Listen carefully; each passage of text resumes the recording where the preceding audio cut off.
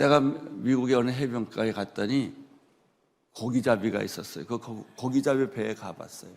가봤더니 이제 고기를 잡아오면 그 새들이 깍깍 하면서 그 고기 하나 훔쳐 먹으려고. 너무 재밌는 건 누가 고기를 탁 먹으면 새가 그 입에 물었던 새를 또 다른 새가 탁 채가요. 동물의 세계.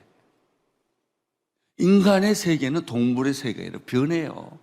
도덕이 없으면, 윤리가 없으면, 정신이 바로 잡히지 않으면 우리 사회는 나는 안 그런다 하더라도 주변이 다 그렇게 변하는 거예요.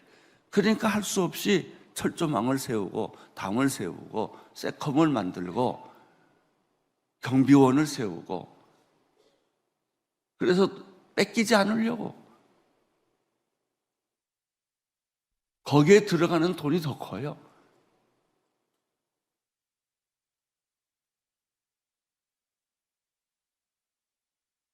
사람을 속이는 사회, 소유의 개념이 혼동된 사회를 만드는 것이죠.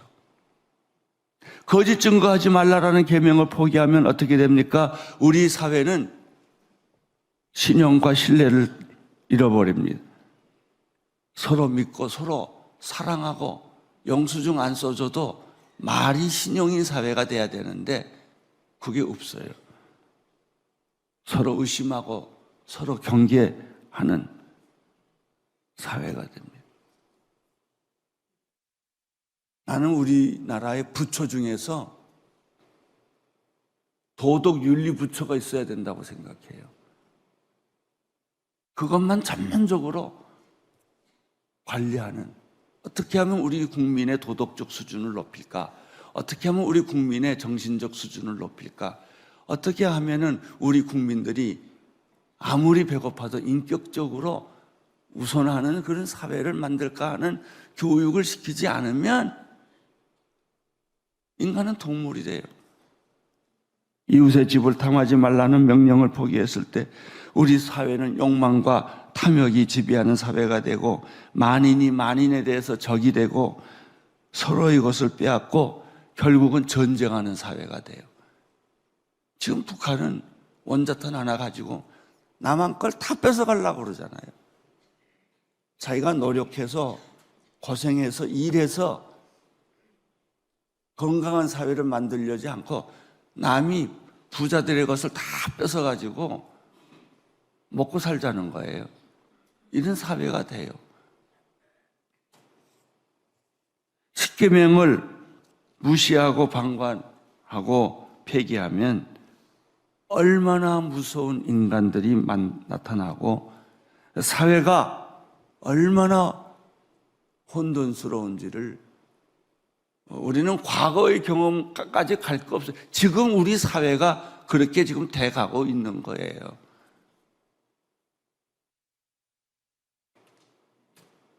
여러분 요즘 노조 얘기는 다 돈 얘기예요.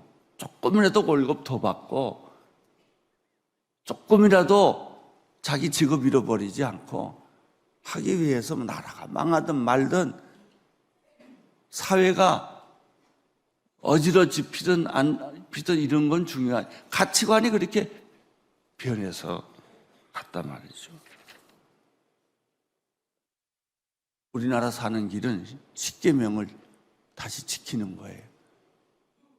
그 촌스러운 법을 다시 꽉 붙잡고 죽으나 사나 이 십계명대로 지키고 살면 사회가 아주 안전한 사회, 행복한 사회, 축복된 사회가 되는 것입니다.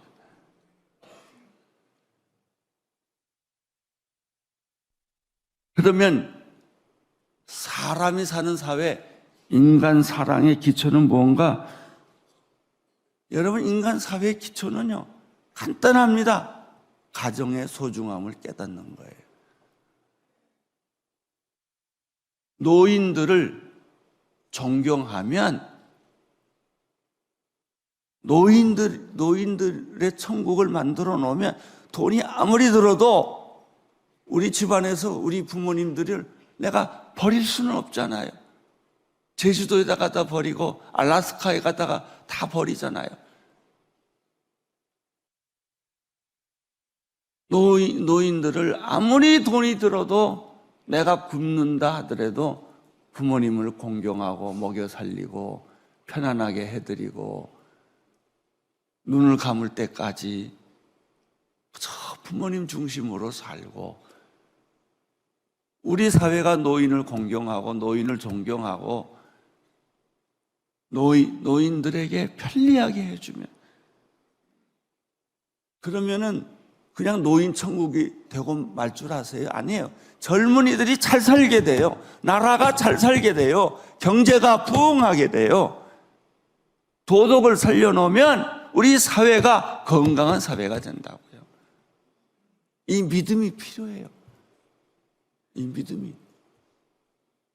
노인은 우리 사회의 소비층이 아니에요. 행복의 열쇠요. 그분들이야말로 우리 자손 만만 대대로 장수하고 축복받고 잘 사는 요인이 그분들에게 있어요. 생각해 보세요. 부모가 자식을 사랑하는 것은, 애미가 자기 새끼를 사랑하는 건 동물도 해요. 그러나 자식이 부모를 사랑하는 거 봤어요? 없어요. 죽은 다음에나 눈물 흘리지. 동물도 새끼가 어미를 사랑하는, 어미를 먹여 살리는 새끼 없어요. 자식이 부모를 먹여 살리지 않으면 우리는 동물이나 똑같은 거예요. 사랑은 내리사랑이라고 그래서 부모는 자기를 죽여가면서 사랑해요. 그러나 그것이 정답이 아니에요. 자식이 부모를 돌봐야 돼요. 끝까지 나를 낳아주신, 내 생명의, 인간의 생명의 근원은 하나님이듯이 나를 낳아주신 분은 부모님이에요. 하나님을 사랑하듯이 인간이 나를 낳아주신 부모가 힘이 없고 능력이 없고 골다공증이 생기고 호르몬이 다 분비가 끝났을 때도 그 부모를 지켜주는 분은 자식이어야 돼요.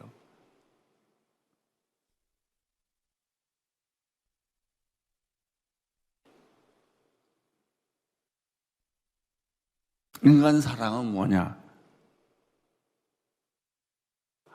인간들이 하나님께 영광을 돌리고 예배를 드리는 것 같이 우리는 부모님을 조금이라도 힘드시고 감기 들고 어려울까 봐 부모 중심으로 고쳐주는 거예요. 도와주는 거예요. 요즘 우리 사회는 어떻게 변했어요? 다 부부 중심이에요.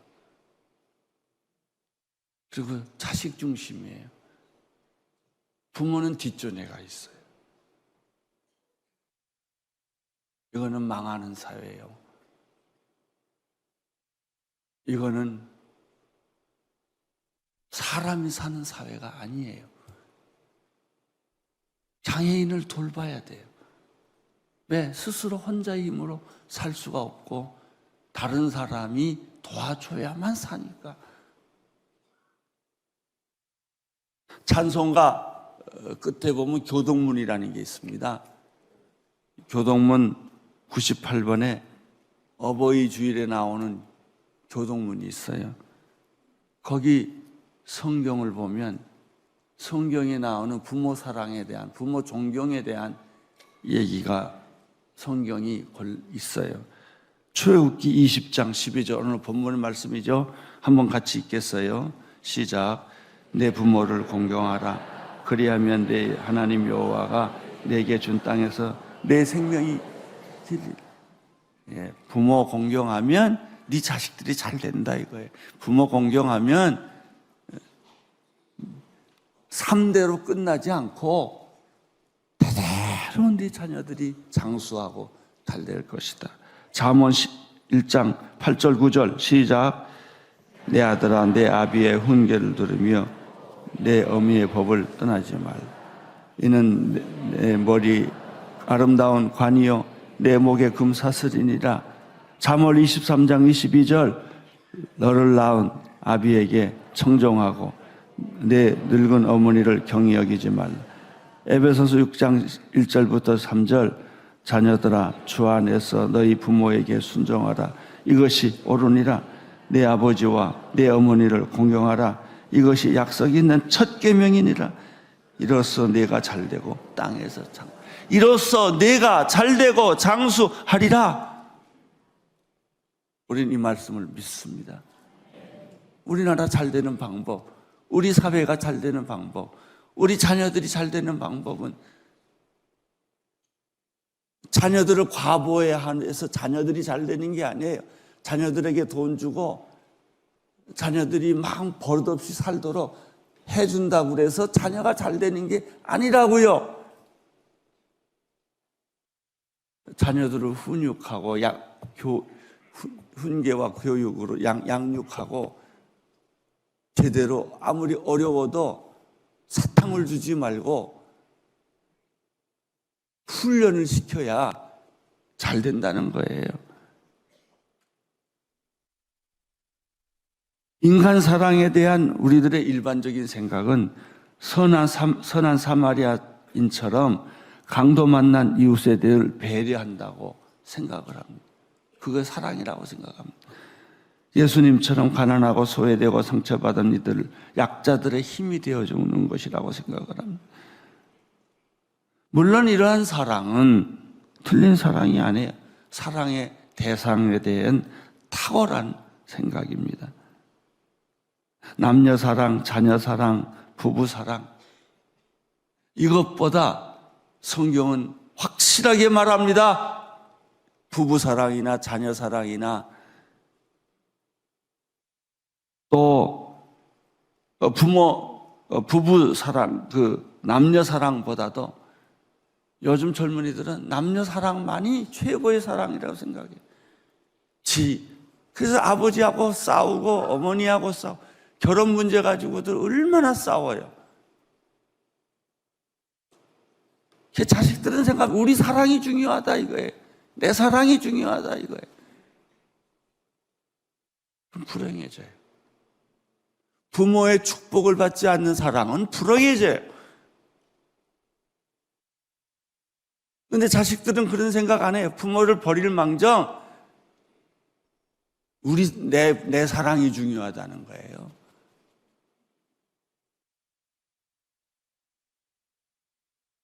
사실 내 사랑보다 중요한 것은 자녀를 사랑하는 거예요. 자녀 사랑보다 더 중요한 것은 부모를 사랑하는 것이라고 성경은 그렇게 얘기를 하고 있습니다.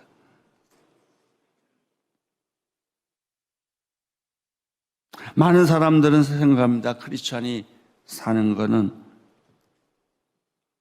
법정같이 무소유를 이야기하고 심플 라이프, 단순한 삶을 살고 자기에게 주어진 부와 재산을 나누어주고 기부하는 것이라고 생각합니다.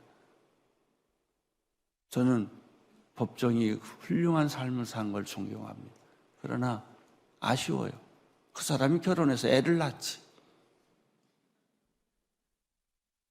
왜 인류의 자손을 끊겨버려요?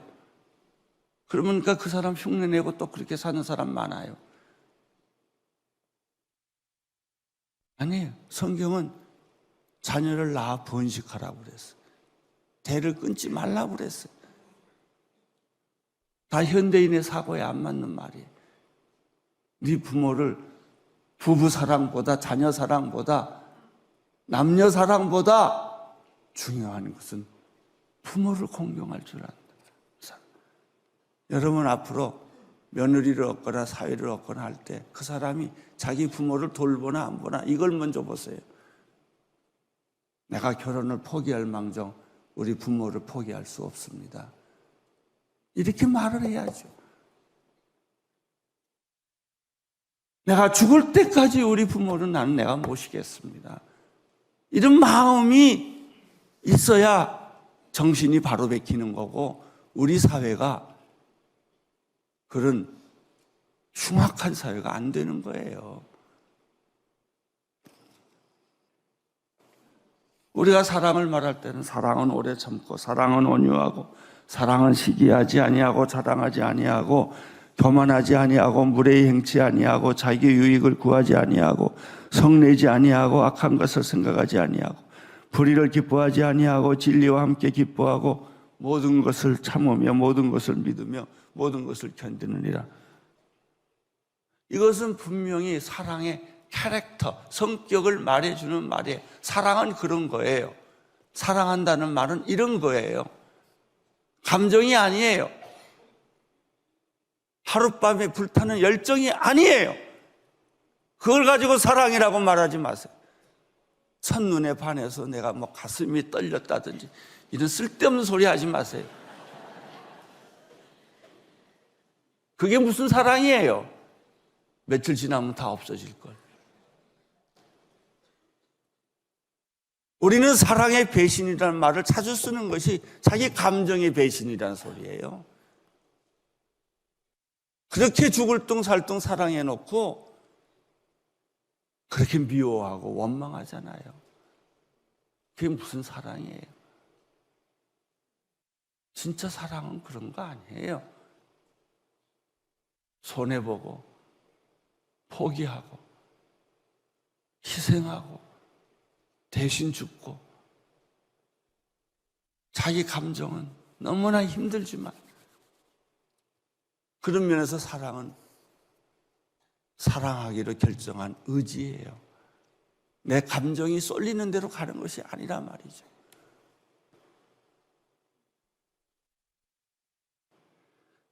사랑의 뿌리는 부모 사랑이에요. 부모 사랑. 이것을 끝까지 해낼 수 있는 것. 그것은 로미오와 줄리의 사랑보다 더 위대한 거예요. 노들탑의 꼽추보다 더 위대한 사랑이에요.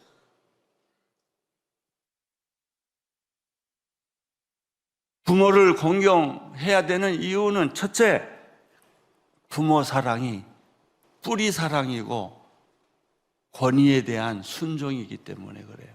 권위주의는 나쁜 거예요. 왜 부모와 자식 사이가 나빠졌느냐? 부모가 권위주의적으로 갔기 때문에 그래요. 진정한 권위가 없었기 때문에 부모를 존경 안 하는 거예요. 진짜 자기 부모를 존경하는 사람들을 보세요. 그렇잖아요.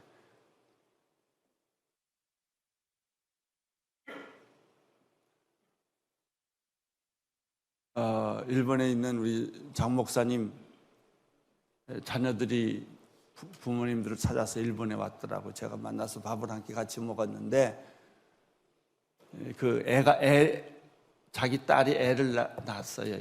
12살짜리 아이를 낳았는데 이 아이가 시를 썼어요.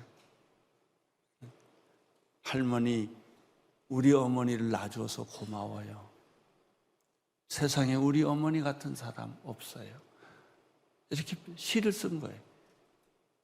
그래서 그 시가 그 학교에 당선이 돼가지고 1등상을 받았어요.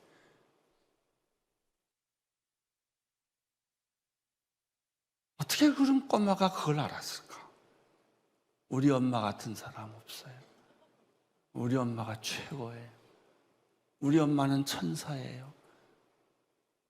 그 12살 먹은 애가 자기 엄마에 대한 그리움, 사랑 이런 걸 이렇게 표현한 거예요. 그 엄마가 그 어린아이를 인격적으로 키웠기 때문에 그래요. 그래서 조그마한 어린애라도 깨달은 거예요. 우리 아버지가 최고야. 우리 아버지가 존경받을 만한, 내 생에서 가장 존경하는 사람은 우리 아버지야. 내 생에 가장 존경하는 사람은 우리 어머니야. 이게 권위입니다. 권위. 근데 우리는 왜 자식들이 내 사랑을 그렇게 받고 뛰쳐나갔을까? 집을 나갔을까? 왜 부모하고 등을 돌렸을까? 우리는 권위주의를 행사했지 권위를 보여주지 않았어요.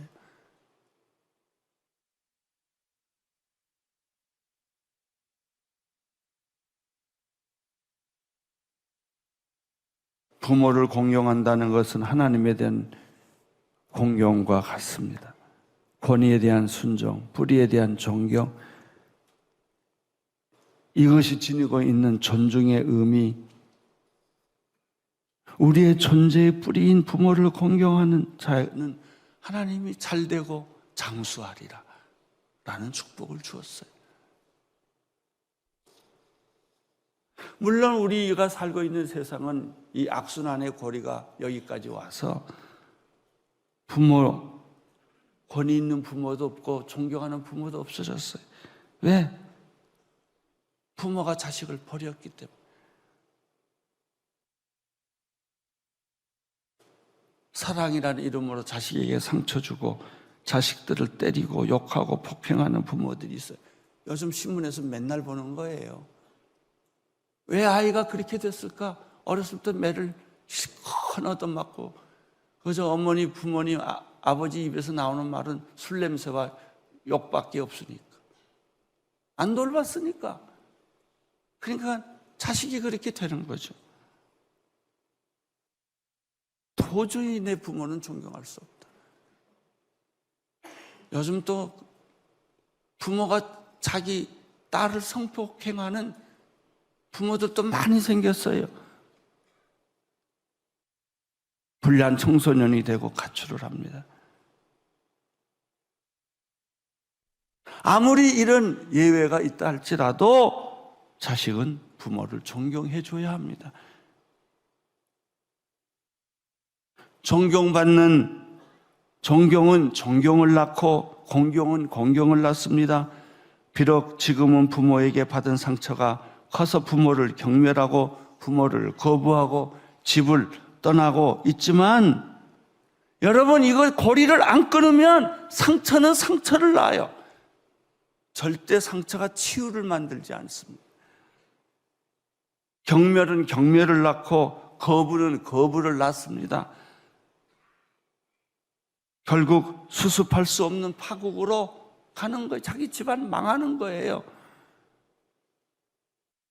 가끔 우리는 TV에서 입양한 자녀들이 어렸을 때 자기 부모가 누군지도 모르고 미국으로 구라파로 입양한 자녀들이 얼마나 많아요. 걔들이 다 커서 성인이 돼서 우리나라에 와서 텔레비전에 나와서 얘기합니다. 내 나이는 몇이고 들으니까 나는 어디서 태어났다고 하고 나는 부모를 본 적이 없지만 부모를 찾으러 왔습니다. 여러분, 이 아이는 부모가 버린 아이예요. 그래도 그 자식은 부모를 찾으러 여기 와서 혹시 이런 비슷한 사람 있으면 연락해 주십시오.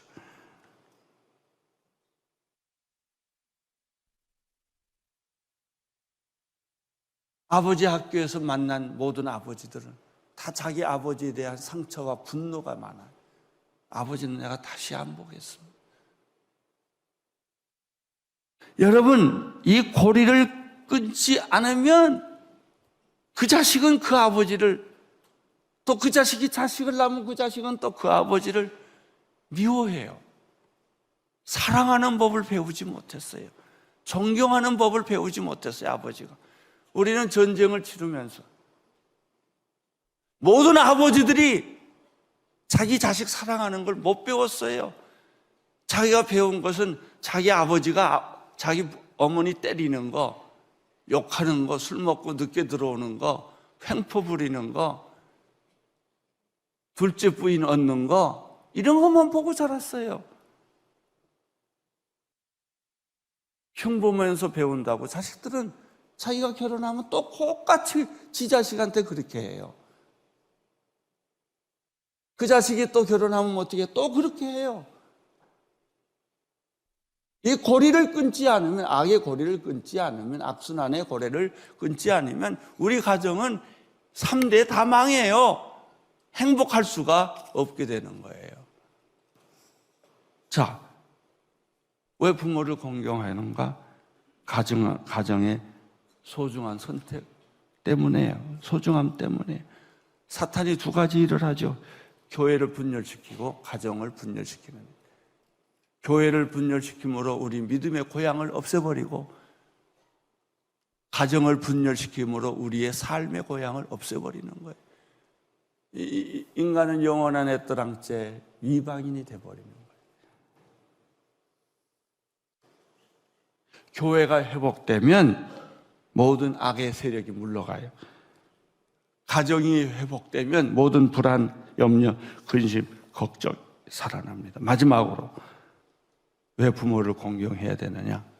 미움의 고리를 끊기 위해서. 나는 그렇게 얻어맞고 상처받고 부모가 나에게 강요를 많이 해서 나는 불행해졌어요. 그러면 당신은 당신 자녀에게 그런 모습을 또 보여줘요. 그 자녀는 또 보여줘요. 그 자녀는 또 보여줘요. 악순환의 고리는 수백 년 계속됩니다.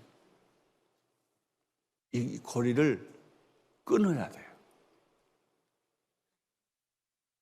암세포는 제거해야 돼요. 계속 암세포가 번져요. 건강한 세포로 바꿔야 돼요. 이게 뭐냐? 부모 사랑.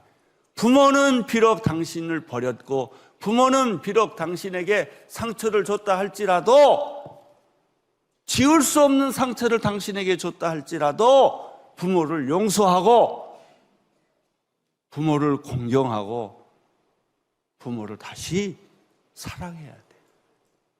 이것이 시작되면 여러분의 자녀는 여러분을 보고 그걸 배울 거예요. 그래서 다음 때는 좀 더 나아지고, 다음 때는 좀 더 나아지고, 다음 때는 좀 더 나아지고. 그래서 우리 자녀들이 효도하는 부모가 돼요. 절대로 자기 자녀들에게 엄마, 아버지 무시하는 말, 행동을 해서는 안 됩니다.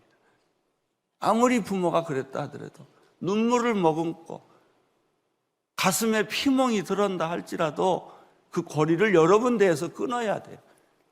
그리고 부모를 공경해야 돼요. 그거를 여러분 자녀들에게 보여줘야 돼요. 시간이 너무 많이 가서 제 얘기는 여기서 마치려고 해요. 할 말이 많은데, 제가 눈물을 흘리면서 본 다큐멘터리가 하나 있어요. 그건 아버지 학교에서 만든 거예요. 어느 부모가 자기 자식한테 무섭게 해대요. 야단치고 때리고. 그러니까 이 자식은 겁에 질려서 살 수가 없어요. 근데 어느 날 이 아버지가 자기 아들과 딸을 데리고 산소에 갔어요. 네 할아버지다, 인사드려라. 우리 할아버지 없어요. 아니야, 할아버지야. 비석의 비문에는 할아버지 이름이 없어요. 왜냐하면 자기 어머니는 두 번째 부인이었어요. 근데 첫 번째 부인이 하도 난리를 쳐가지고 이름을 못 넣게 했어요. 그래서 자기 이름이, 아버지 이름이 없는 거예요. 그러니까 이 아들은 어머니가 가난하게 병들어 죽었거든요. 이거를 보고 자라난 부모, 그 아들은 아버지에 대한 분노, 아버지에 대한 복수심, 이것이 그 인생에 전부 가득 찼어요. 그러니까 그러고 싶지 않았는데도 지가 아기를 낳으니까, 자신이 아기를 낳으니까 그 아이를 그렇게 힘들게 하고 야단치고 때리고 못살게 그런 거예요. 그러니까 이 아이가 성격이 나빠진 거예요. 내가 그랬는데 나는 다시는 내 할아버지는 용서를 할 수가 없다. 죽었어도 용서를 못한다. 우리 어머니를 그렇게 비참하게 죽게 만들고 그랬더니 아버지가 내 이름도 없지 않냐? 나는 이 집에서 이름도 지워버렸다. 그래 내가 얼마나 상처받고 자랐겠냐. 근데 이 아버지가 아버지 학교를 왔어요. 아버지 학교를 와서 우리 집안이 불행한 이유를 이 남자가 발견을 한 거예요. 그리고 예수를 믿게 됐어요. 그리고 결정을 했어요. 내가 할아버지를 용서하리라.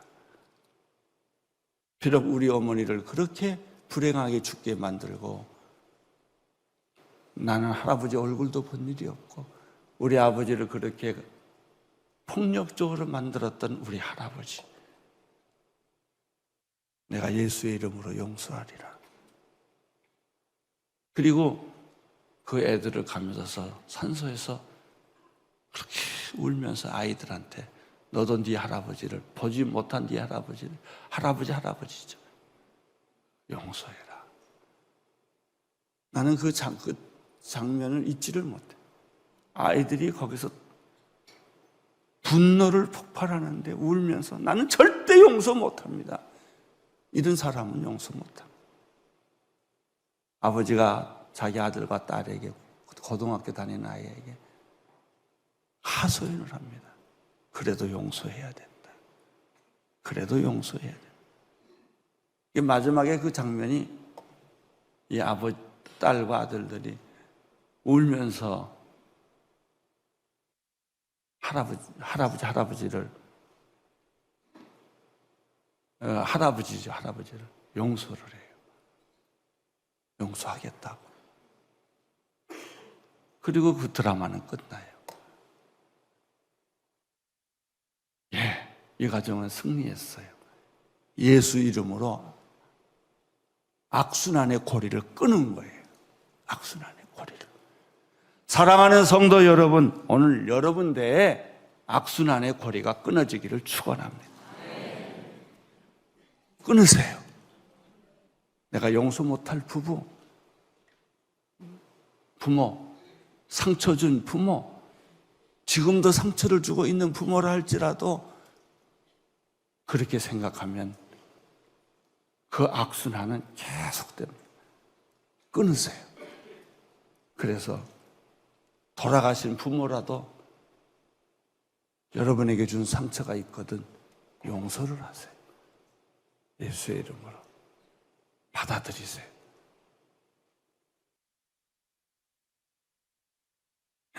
요즘 세상이 어떻게 된 건지 부모가 자식을 용서하는 게 아니고 자식이 부모를 용서하는 시대가 됐어요. 그렇게 험해진 거예요, 세상. 부모를 공경하라. 이것이 약속이 있는 첫 계명이니라. 인간 사랑은 부모 사랑으로부터 시작된다. 하나님의 축복이 여러분에게 함께 하시기를 축원합니다.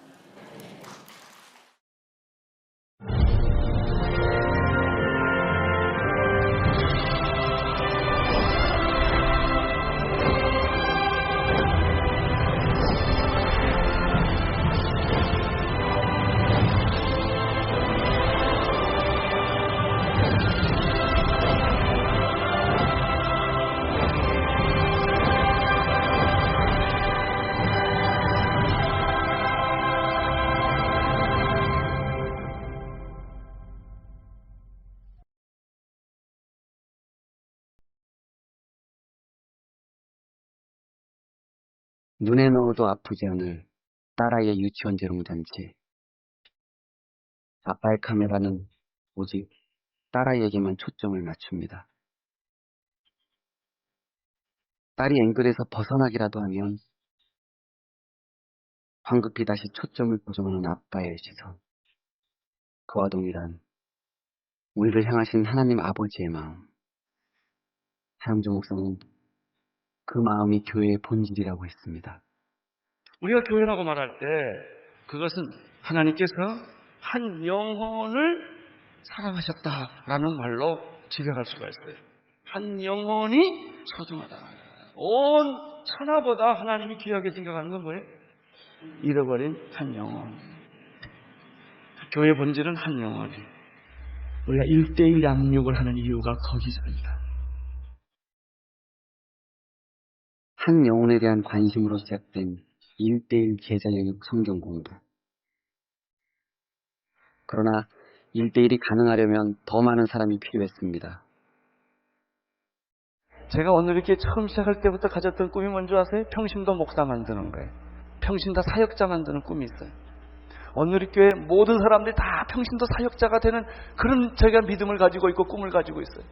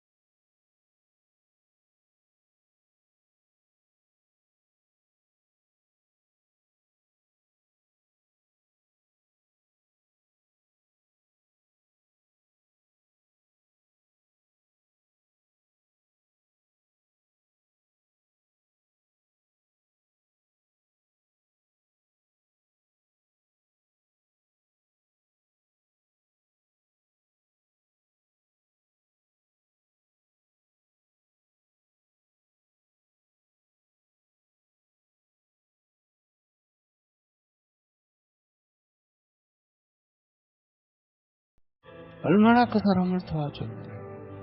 회복시켰네. 하용조 목사가 삶을 다해 외친 한 영혼을 향한 교회의 사명.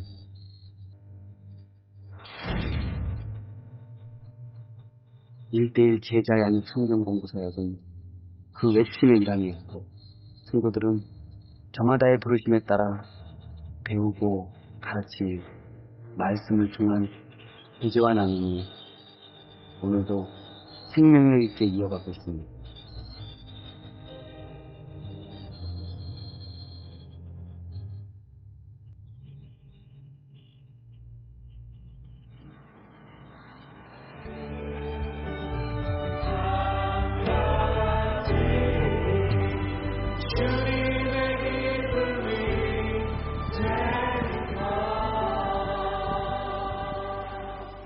잠시 후 1대1 수료 간증이 있겠습니다. 1대1을 통해서 저는 믿음 생활에 대한 자신감을 얻은 것이 개인적으로 가장 큰 변화라고 생각합니다. 이제 내가 배운 내용과 과정을 통해서 내 주변에 하나님을 아직 모르는 또는 믿고 싶은데 어떻게 해야 할지 모르는 사람들에게 자신 있게 다가갈 수 있게 되었기 때문입니다. 제 삶의 주관자이신 하나님께 모든 영광과 감사를 드립니다. 감사합니다.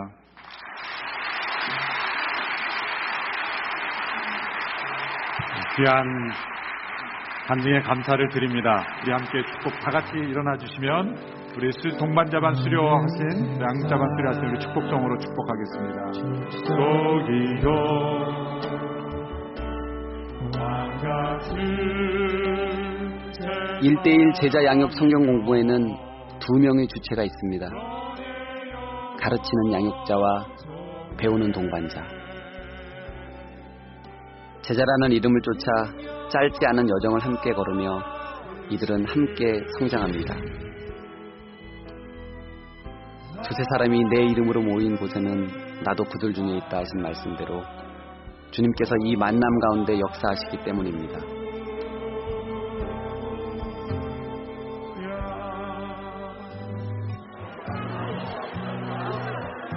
저도 처음 예수님을 소개받고 나서 구체적으로 하나님에 대해 알아가기 시작한 계기가 바로 1대1 성경 공부였습니다.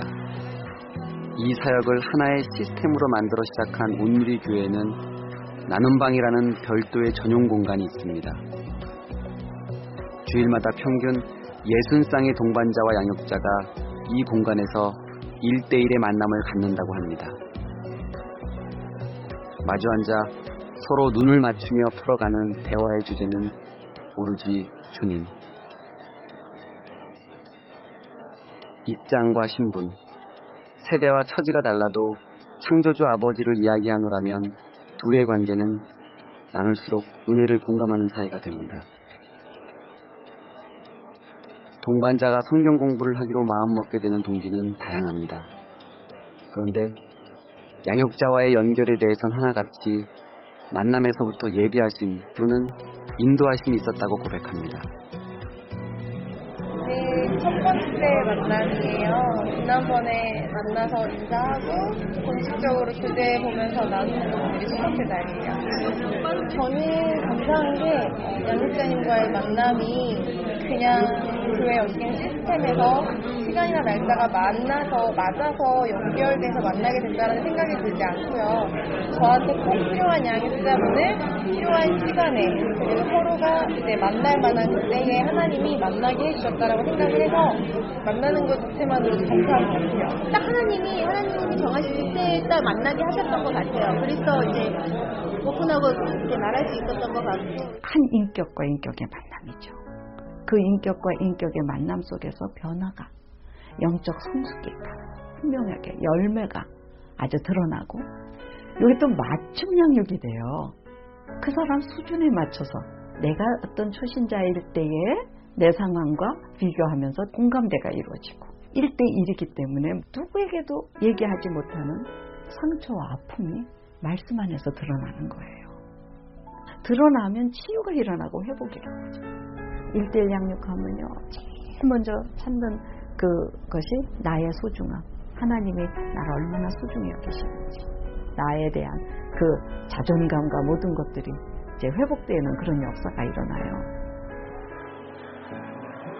온누리 교회 1대1 사역을 맨 처음으로 담당했던 정호옥 목사는 교회의 역사와 같이 한 이 사역의 발자취를 28년째 기록해 왔습니다. 처음 그러면 1대1 사역은 도대체 어떻게 시작이 됐을까요?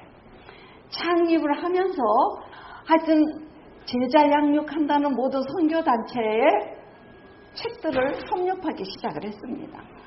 근데 목사님이 미국에 다녀오시면서 존 맥카더 목사님이 설교하신 것을 성경 공부한 그 책을 가지고 두란노에서 번역을 했어요. 그래서 출간된 책이 1대1 제자 양육 성경 공부. 여기서 1대1 제자 양육 교재의 내용을 전체적으로 살펴보면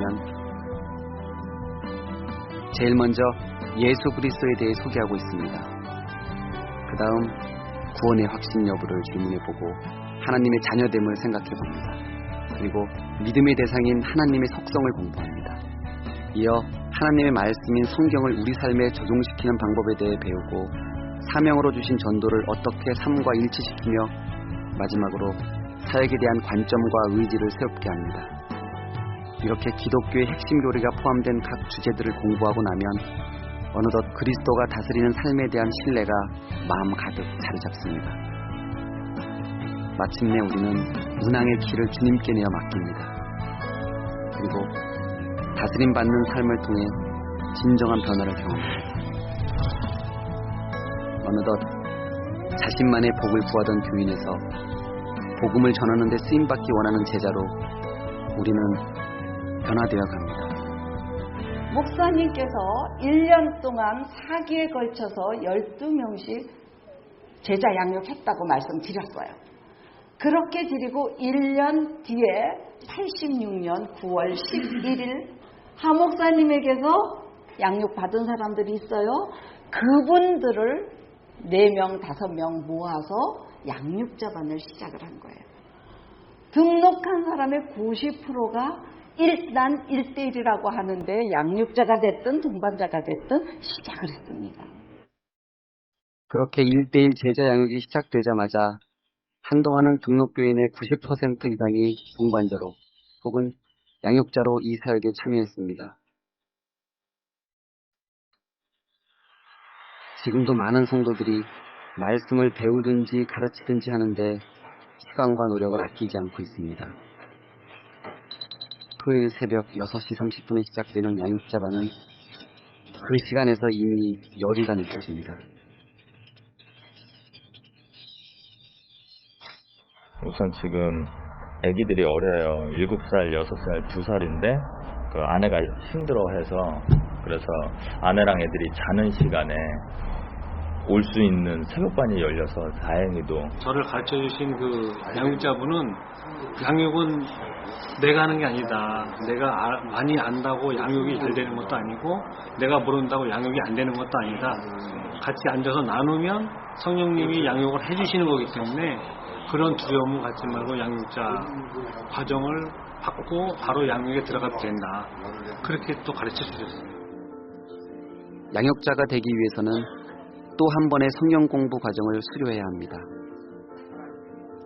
오늘은 저희가 전도를 하는데 들어가는 질문은 전도에 대해서 어떻게 생각하십니까? 라는 질문으로 시작을 하시는 것이 좋습니다. 양육자반 수업은 동반자 과정과 달리 그룹으로 이루어지며 실전에 필요한 양육자로서의 자세와 지침들을 추가로 배웁니다. 우리의 말과 행동이 일치되지 않을 때 그걸 누가 듣겠습니까? 그렇기 때문에 삶을 통해서 전도한다는 이야기는 바로 그러한 것들을 이야기를 하는 것입니다. 한 걸음씩 평신도 사역자의 길에 다가서고 있는 예비 양육자. 하영조 목사는 이들에게 오랜 여운이 남는 격려의 말을 나누겠습니다. 1대1의 축복은요, 배우는 사람의 축복이 아니라 가르치는 사람의 축복입니다. 내가 가르치면서 내 자신이 성숙해지고 내 자신이 깊어지고 내 자신의 눈에 눈물이 보이는 것입니다. 여러분의 준비가 안 됐습니까? 약합니까? 여러분이 자신감이 없습니까? 그럴수록 1대1을 하십시오. 하나님은 여러분에게 자신감을 주실 것이며 하나님은 여러분들에게 믿음을 더하여 주실 것이며 여러분이 발견하지 못했던 인사들을 발견하게 될 것입니다.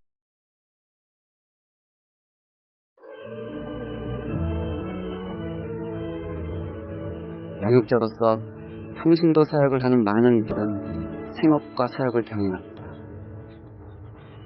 사업체를 경영하는 박도원 장로는 매주 목요일이면 일을 하다가도 멈추고 책상 앞에 앉아 1대1 제자 양육을 준비합니다. 10년째 사역을 해오면서 단 한 번도 임기응변으로 동반자를 만난 적은 없습니다. 늘 이 시간에 새롭게 부어주시는 성령님의 인도하심에 따라 양육해왔기 때문입니다. 대체적으로 한 2시간 정도는 걸리는 것 같아요. 핵심 포인트는 머릿속에 다 있죠. 그러나 교제 중심을 벗어나게 되면 그리스도 안에서 교제가 이루어지고 말씀 안에서 서로 나눔이 이루어져야 되는데 그 취지를 벗어날 수가 있죠. 그래서 교제 중심으로 하도록 그렇게 하고 있습니다. 처음 등록하는 새신자나 교회 안의 성도들 양육에서 한 발 더 나아가 박도원 장로는 타교의 목사님을 양육하고 있습니다. 제가 양육하고 있는 분은 지금 오병이역교회, 일산의 오병이역교회 담임 목사님이신데요. 매주 목요일 날 이제 오후 한 3시경에 모여서 목사님 목양실에서 함께 1대1 합니다. 되시면 아직 일하실 시간 아니시죠? 목사님께서 목요일 날 오후 한 3시경에 시간이 가장 적합하다고 말씀을 하셔서 그 시간에 제가 맞춰서 하고 있습니다. 바쁠 시간인데 가능하면 그 전에 모든 일을 바쁜 일을 마치고 그 1대1을 우선적으로 이렇게 시간을 할애해서 하고 있습니다. 평신도가 목사를 양육하는 모습이 어색하지 않은 이유는 1대1 제자 양육이 지식을 전달하는 공부만이 아니라 말씀의 토대 위에 삶을 나누는 것이기 때문입니다. 목사님. 안녕하세요. 아이고, 어떻게 잘 지냈습니까? 어디 없어요? 네. 아유, 과제 점검표 혹시 받았습니다. 예. 열심히 하고 있습니다. 예, 요한복음 15장 7절 암송 구절인데요. 너희가 내 안에 거하고 내 말이 너희 안에 거하면 무엇이든지 구하라. 그리하면 원하는 대로 이루리라. 네, 아멘. 네. 마치 대본처럼 공들여 준비한 노트를 보면서 박 장로는 꼭 해야 할 말만 겸손하고 성실하게 전달합니다. 장로님 준비해 오는 게 A4 용지에 몇 장씩 해서 어떤 때는 그 원고를 읽고 계시는데 그걸 보면서 제가 굉장한 은혜를 받는 거예요. 아, 장로님 이렇게 준비를 많이 해 오시는 거구나. 참 새로운 도전을 받게 되고 감사하게 생각하죠. 제가 양육을 받다 보니까 동반자는 배운 사람은 가르치는 사람의 그대로 답습을 하게 되더라고요. 목사님이시지만 제가 FM대로 하지 않으면 안 되겠다. 목사님께서는 그런 거 다 아시고 계시기 때문에 목사님께서 체험적으로 본인이 느끼고 경험을 해야 또 이제 목회자로서 성도들에게 또 이제 가르칠 수가 있잖아요. 말씀을 할 수가 있잖아요. 제가 서울의 한 교회에 이제 설교 요청이 있어서 갔었어요. 헌신 예배를 갔는데 그 교회 예배를 끝났는데 1:1 양육을 하는데 온누리교회에서 와서 이렇게 양육을 이렇게 하는 거예요. 한 10여 명이 오셔서 한대요. 그래서 그런 프로그램이 있느냐고 그랬더니 그래서 저도 용기를 냈는데 뜻이 이루어졌습니다. 이런 방식으로 1:1 제자 양육 프로그램이 국내외 교회에 전해진 곳은 지금까지 260여 곳이 넘습니다. 중국이 지하교회를 찾아가 수차례 세미나를 열기도 했고 일본에서는 다수의 전도 집회 후에 후속 프로그램으로 1:1 양육을 소개하고 잘 정착할 수 있도록 돕기도 했습니다.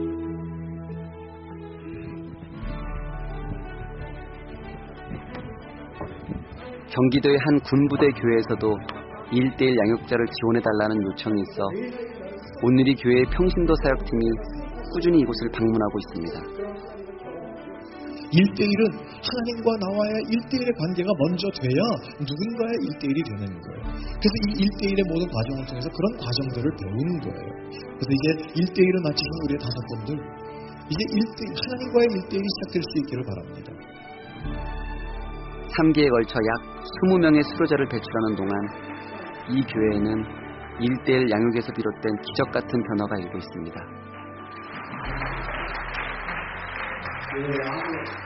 이 군대에 있는 간부나 가족들은 그냥 주일날 나와서 예배드리면 다 했다고 생각했거든요.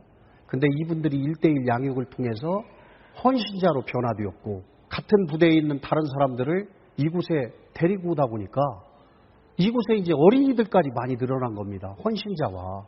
그래서 우리 교회가 전 군 대대급 교회에서는 최초로 유년주의 학교를 금년부터 시행하게 되었는데 지금 현재 어린이들이 21명입니다.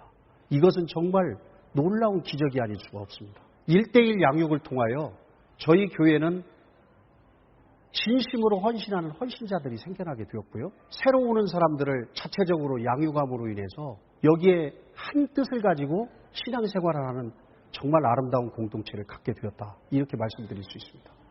어떤 한 영혼을 내가 가슴에 품고 계속 기도해 주게 되면요. 잃어버린 영혼에 대한 아버지의 마음을 알게 됩니다. 아주 뜨거워지는 하나님의 용서가 되는 거죠.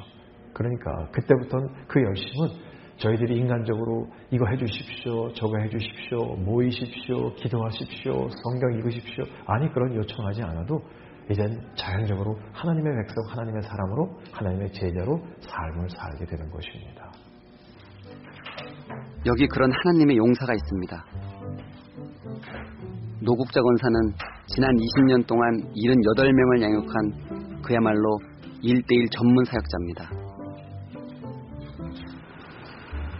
집을 이사하게 되면서 새벽 예배를 드리기 위해 따로 찾은 동네 교회에 1:1 사역을 소개한 주인공이기도 합니다. 이제 나사렛교회 새벽기도 가다 보면은 지금은 이렇게 성전을 건축해서 이렇게 큰 건물이지만은 그전 때는 저 아래 지하에서 이제 새벽기도를 드렸는데 거기 내려가다 보면은 계단에 항상 새로 오신 분들을 이렇게 사진을 붙여놓는 거예요. 근데 그 동네 사람들이니까 이제 자주 보게 되는데 그분들이 한 번 교회 나가고 그 다음에 또 안 나가는 거예요. 그래서 그게 좀 안타까워서 어느 날 제가 목사님한테 온누리교회에서 하는 1:1 양육을 한번 해보시라고요. 그랬더니 그러면은 집사님이 말씀하신 그 1대1 한번 양육을 우리 성도들에게 한번 해보고 싶다고 그렇게 해서 하게 됐어요. 목회하면서 양육 프로그램 이런 게 필요하다고 하는 것을 느꼈었는데 그래서 여러 교회에서 하고 있는 것들을 다 보고 있었고 난 이제 그때 그런 얘기를 할 적에 이분이 교회를 위해서 이렇게 말씀하시는구나 이렇게 받아들이고 그래가지고 뭐 주저하질 않았죠. 그렇게 시작된 나사렛 교회 1대1 사역이 벌써 올해로 10주년을 맞았습니다. 하나, 둘, 셋. 2004년 3월에 이제 시작을 해서 1기가 8명 그리고 이제 2기가 37명 이렇게 되면서 양육자 그 양육을 오늘부터 받다가 3기부터 아마 자체적으로 저희가 하게 됐습니다. 그래서 지금 중국 쪽 대성교회를 이제 어떤 지원을 통해서 저희가 그 교회를 이렇게 만들었는데 거기 가는 비행기표라든가 숙박비 이런 것도 다 자비량으로 다 가서 이렇게 1대1 사역을 마치고 동반자를 한 11분 하게 됐습니다. 11분입니다. 11분 하게 되고 10년을 한결같이 팀장으로 섬기며 평신도 사역의 모델을 만들어가고 있는 김선필 권사는 이 사역에 살아있는 간증입니다.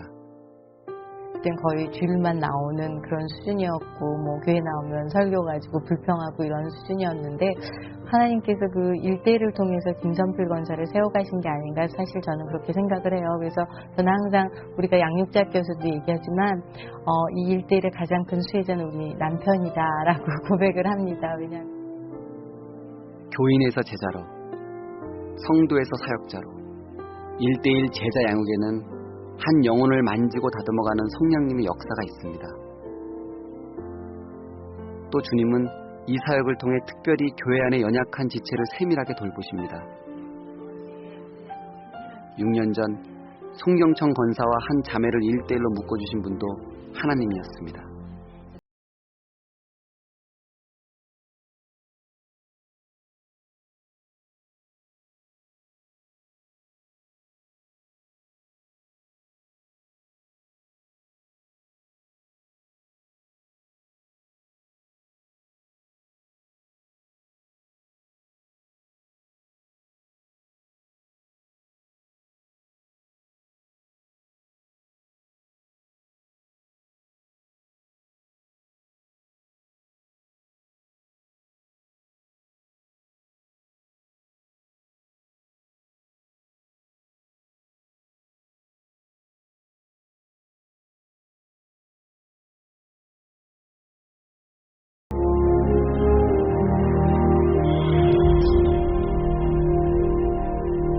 근데 그 아이에게는 간질이 있었어요. 그래서 1대1을 하다가도 이 청년이 간질을 일으키려고 그럴 때가 참 많이 있었어요. 그랬을 때 겁나고 두려웠는데 그 아이를 안고 같이 했던 그런 기억들이 정말 너무 많이 나요.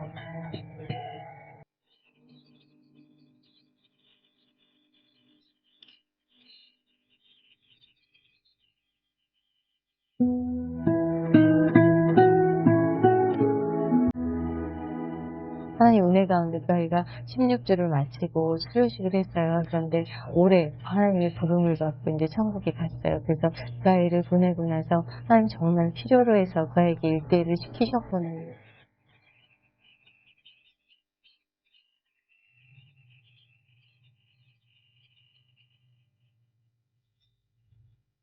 하나님은 이미 알고 계셨습니다. 당신의 아픈 자녀가 무엇을 좋아하는지, 무엇이 필요한지, 그리고 주님의 때에 주님의 방법으로 양육자를 보내셔서 친밀히 만나주시고는 마침내 더 가까이 부르셨습니다. 이제는 하나님과 직접 1대1의 교제를 할 수 있는 곳으로 말입니다.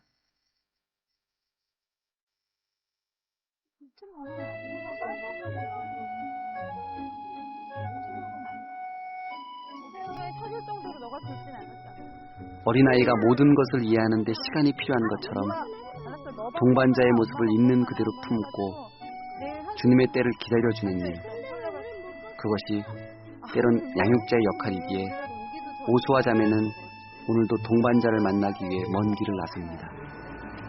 얼마나 걸려요? 여기 가는데 버스 타고 한 2시간 반에서 3시간 정도. 이렇게 멀리 다니시는 거 힘들지 않으세요? 안 힘든데? 힘들지 않아요.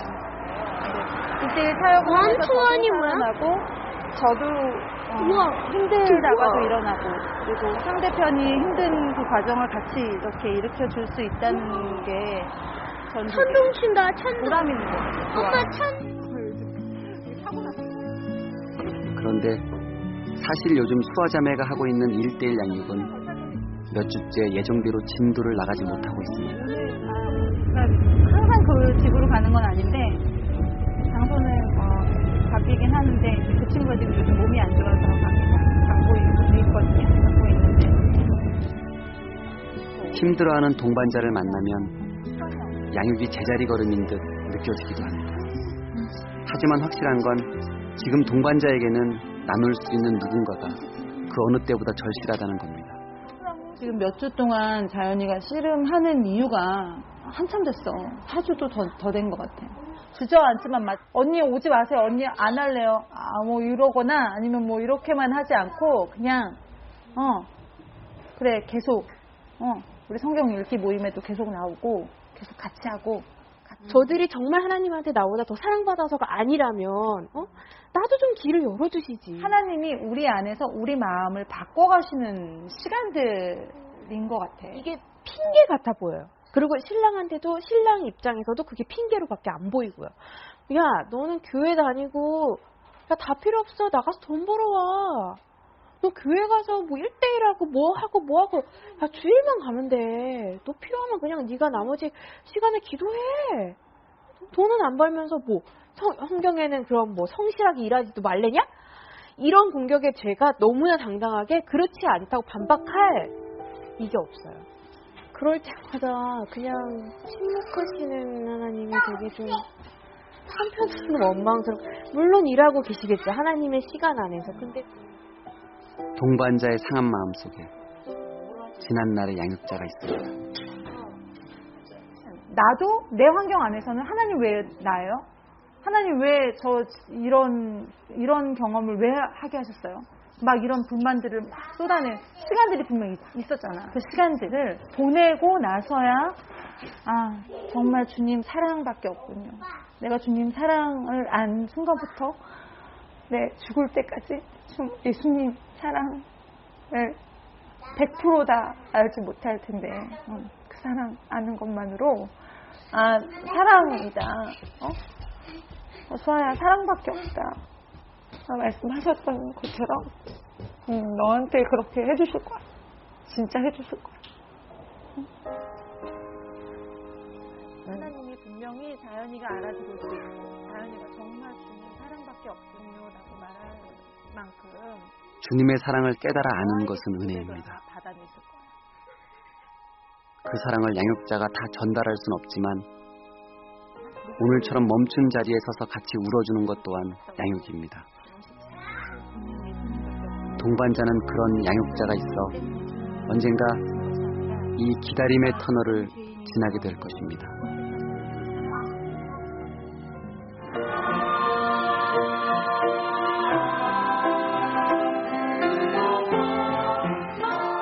일본인 코노미 자매는 한국에 와서 하나님을 믿게 된 초신자입니다. 그녀에게 양육자의 존재는 예수님께 다가가는 길의 안내자이자 기독교와 그리스도인에 대한 이미지 그 자체입니다. 養育者として私を共にしてくれる恩とかを見て、これから私はこんな風に誰かに言えるんだろうかとかも考えるようになったし、私はちょっとびっくりしました。なんでそこまでしてくれるんだろうとも思ったし、それで感動もしましたし、果たして私はその時に自分はそうするのかって思いましたし、なんかこう神様の中にいるってなんか本当にクリスチャンの人たちを通してクリスチャンってこうなんだって学ぶことが本当に多いなと思いました。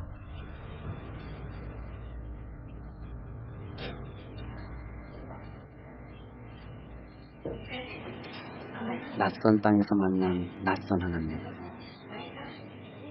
그런데 난생 처음 성경을 공부하면서 이내 성령 체험을 하게 됩니다. 1対1をやってて、私は単に聖書の勉強かなと思ってずっとやってたんですけど、ある時最初の方だと思うんですけど、こう話しているうちになんか今まで話したことないんですけど、私の幼い時からの例えばこうちょっと辛かったこととか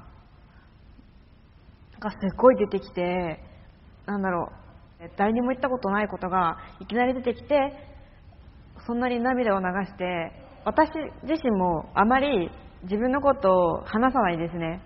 それでも出てくるので、多分それはもう私は神様がくれてやってるのかなと思います。 그 외롭고 그 상처의 그 마음들을 하나님께서 참 안타까워하시고 마음 아파하시고 있다는 것을 느끼게 해주셨어요. 1대1을 하는 그 순간.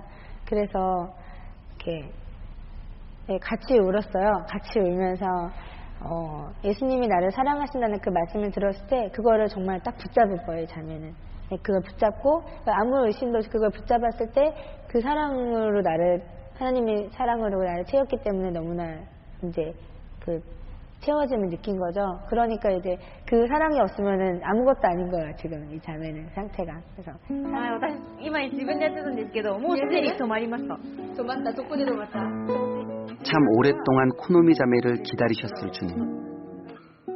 이웃나라의 양육자를 먼저 제자로 세워 언어와 말씀 사역을 준비시키시고 마침내 부르신 곳에서 선교에 동참하게 하셨습니다. 내가 내 앞에 하나님께서 주신 이 자매 한 명을 진심으로 섬기고 또 정말 내가 내 얘기를 하는 것이 아니라 하나님의 말씀을 가르치고 또 같이 나누고, 그래서 그 자매가 영적으로 성장하고 성숙하고, 그래서 또 일본에 돌아가서 새로운 또 사람을 만나서 그런 영적인 영향력을 전하고 또 양육을 하고, 그래서 나는 한국에 있지만 나는 지금 일본 선교를 하고 있다. 그래서 굉장히 기뻐요. 1대1을 통해서 어떤 믿음이 유지가 되고, 그리고 하나님의 은혜를 매일 경험하면서 살게 되고, 그리고 우리가 신앙생활의 의미를 계속 이렇게 발견할 수 있어서 참 좋았습니다. 교회가 하나의 결속력이 튼튼해지는 것 같아요. 이게 교회 생명이 하나됨에 있다 그런다면 1대1은 상당히 필요하고 좋구나. 저는 이제 양육자로서 이 자매한테 말하고 있지만 저도 들어야 되잖아요. 하나님이 저한테도 말씀하시는. 진짜 유익이죠. 저까지 17명이 얼마나 열심히 하는지. 저희 교회는 지금 주중에 그냥 막 방마다 불이 켜져 있는 거예요. 밤때는 새까맣게 잠을 자야 할 교회가 너무 수익화. 그렇습니다. 한 영혼을 섬기는 일은 기쁨입니다. 이 제자의 사명과 교회의 본질을 따를 때 우리는 예수님과 가장 닮아 있기 때문입니다. 예수님만을 따르는 온전한 제자로의 부름. 우리는 오늘도 그 부르심에 응답합니다. 진정한 그리스도인은 어떤 그리스도인인가? 자기를 위해 사는 사람이 아니라 다른 사람을 위해서 살기로 결정한 사람들. 여기에 기독교의 진정한 모습이 있다. 진정한 제자도가 있다. 내 양을 먹이라, 내 양을 치라, 내 양을 먹이라. 이것이 주님께서 사랑하는 제자들에게 주신 최후의 명령입니다. 당신이 만약 하나님을 알았다면, 당신이 만약 복음을 알았다면, 당신이 만약 사랑을 알았다면, 당신이 만약 성령님을 체험했다면, 당신의 마음속에는 한 가지 결론이 있습니다. 그것은 가서 모든 접속으로 제자를 삼으라는 부름입니다. 부름입니다. 우리는 이 부름에 순종하기 위하여 이렇게 모였습니다. 그것이 교회와 크리스천은 구분되지 않습니다.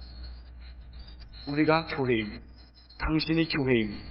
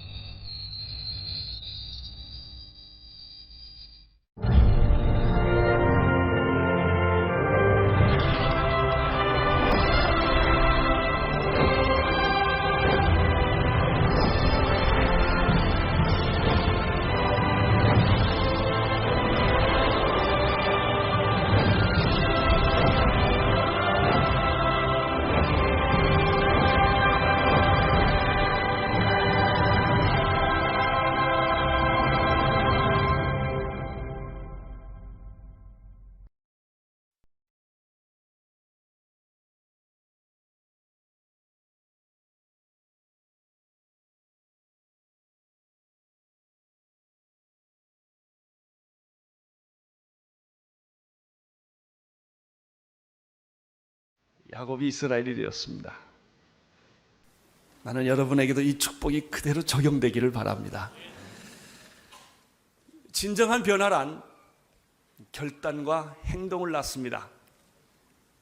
그래서 변화받은 사람들은 과거처럼 의심하거나 방황하거나 주저하거나 갈등하지 않습니다.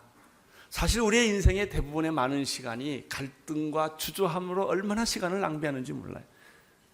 결정하기까지 너무나 괴로워하고 시간을 낭비할 때가 참 많습니다. 야곱은 그의 인생의 절망을 수없이 경험했습니다. 그가 절망할 때마다 하나님은 찾아오셨고 약속하셨고 말씀하셨습니다. 야곱이 절망했을 때 하나님은 찾아와서 이렇게 말했습니다. 야곱아, 고민하고 갈등하지 말고 그 자리에서 일어나서 베델로 올라가라. 그리고 거기서 단을 쌓아라.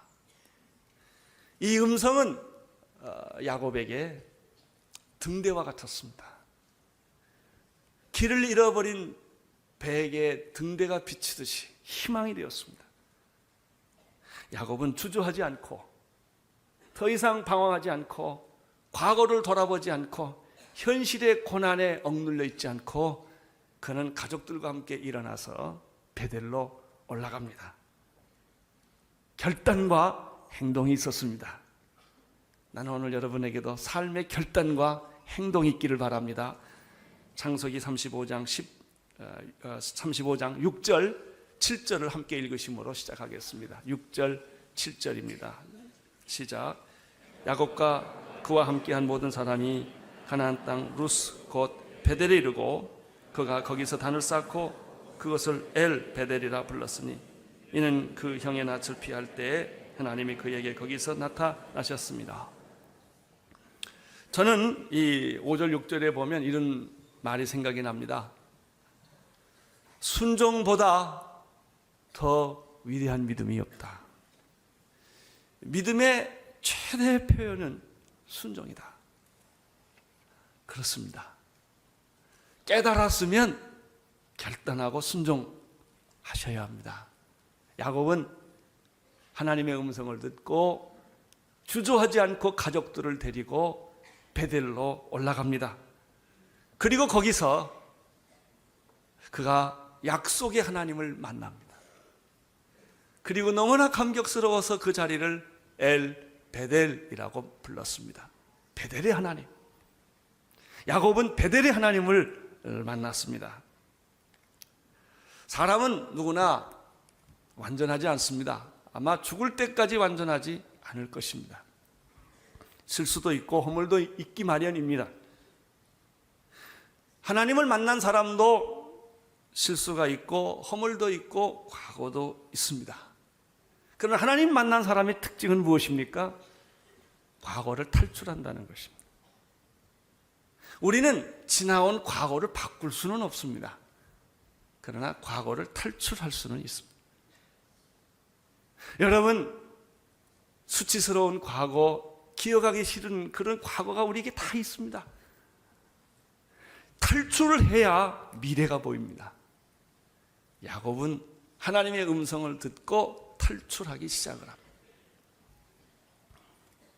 사랑하는 성도 여러분, 과거에 너무 연연하지 마십시오. 여러분의 어리석음과 실수와 허물 때문에 여러분을 너무 괴롭히지 마십시오. 과거는 지나가게 하십시오. 잊어버리십시오. 십자가의 몫을 박으십시오. 지금 우리에게 필요한 것은 과거를 묵상하는 것이 아니라 현재를 탈출하는 것이며 미래를 바라보는 것입니다. 왜냐하면 하나님은 우리에게 밝은 미래를 계획하고 계시기 때문에 그렇습니다. 이 미래가 얼마나 밝으냐 하면요, 천국처럼 밝아요. 결국 하나님 우리가 죽으면 천국으로 이끌어 가시기 때문에 그런 것입니다. 이만큼 밝은 것입니다. 야곱은 하나님의 음성을 듣고 마음의 결단을 하고 의심을 떨쳐버리고 주저하고 방황하던 것을 떨쳐버리고 배들로 올라가면서부터 그의 마음에 여유가 생겼습니다. 믿음을 가진 사람은 여유가 있습니다. 죽음 앞에서도 여유가 있고 실패 앞에서도 여유가 있고 자기의 허물과 잘못 앞에서도 여유를 갖습니다. 그는 자기를 그처럼 아끼고 돌보아 주었던 어머니 리브가의 유모까지 돌보는 여유가 있었습니다. 사실 어머니 돌보기도 급한데 유모까지 돌보는 거 쉬운 일이 아닙니다. 그런데 야곱이 그런 마음이 생긴 것입니다. 8절을 보십시오. 8절 시작. 리브가의 유모 드보라가 죽음에 그를 베델 아래서 상수리나무의 밑에 장사하고 그 나무 이름을 야론 바굿이라 불렀더라. 리브가의 죽음에 대해서 성경은 기록하고 있지 않습니다. 아마 리브가의 유모가 죽었다는 걸 보면 리브가는 먼저 돌아가시지 않았나 생각을 합니다. 그리고 그 유모가 남았는데 야곱이 이 리브가의 유모를 끝까지 죽을 때까지 돌보는 거예요. 8절의 기록이 그거예요. 그리고 드보라가 죽을 때 굉장히 마음이 슬퍼요. 그리고 정성스럽게 그분의 시신을 상수리 나무 안에 장례를 치루어 드리고 그 나무 이름을 알론 바굿이라고 그랬는데 이게 뭐냐? 통한의 상수리 나무란 뜻이에요. 너무 슬프다는 거죠. 우리는 여기서 야곱이 성숙해져 있음을 발견합니다. 성숙이란 무엇입니까? 돌보지 않아도 되는 사람을 돌보는 것이 성숙입니다. 미숙은 무엇입니까? 중요한 사람만 골라가서 사귀고 그 사람을 돌보는 거예요. 자기한테 이익을 줄 사람, 자기가 만나서 자기 이름이 올라갈 사람만 사귀는 사람들이에요. 그러나 성숙한 사람은 돌보지 않아도 되고 무시해도 되는 사람까지 마음을 써주고 돌보는 것은 성숙한 사람, 마음에 여유가 있는 사람입니다. 나는 여러분이 그런 사람이 되기를 바랍니다. 하찮은 사람들, 가치 없는 사람들, 이런 사람들까지 사랑과 애정을 쏟을 수 있고 그들의 죽음을 장례식을 쳐드리고 그리고 눈물을 흘려줄 수 있는 사람. 야곱이 8절에 보면 그런 사람으로 변신한 거예요. 내 주변에요, 하찮은 사람들 참 많습니다. 여러분을 위해서 일하는 사람들이 그런 사람들일 거예요. 해고시켜도 되고 관심을 안 가져도 되는 사람들 많습니다.